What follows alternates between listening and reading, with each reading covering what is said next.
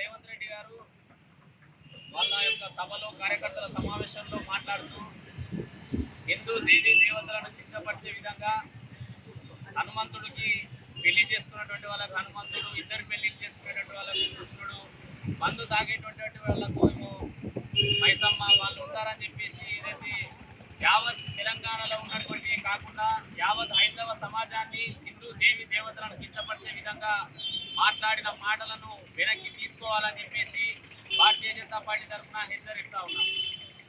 హిందువులు ఎంత చైతన్యవంతమైనటువంటి ఒక ఉదాహరణ చెప్తా మీకు.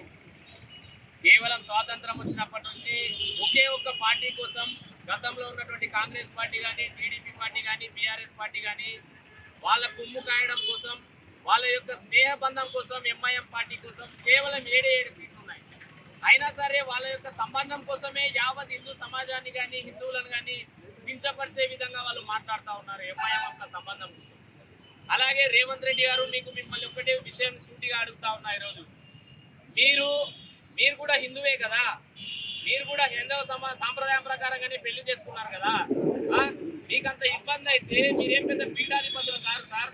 మీరు ఒక్క దేవుణ్ణి మాత్రమే, ఇప్పుడు మీరు ఓం పుష్ అంటే ఒక్క దేవుణ్ణి మాత్రమే హైందవ సమాజానికి చేయగలుగుతారా? మాకేం ప్రాబ్లం లేదు, మీరు ధర్మాంతరం చెంది మీరు వేరే మతాన్ని స్వీకరించి మీరు శుద్ధి చేపించుకున్నా మాకేం ప్రాబ్లం లేదు. మీరు దర్గాలకు వెళ్ళి, చర్చిలకు వెళ్ళి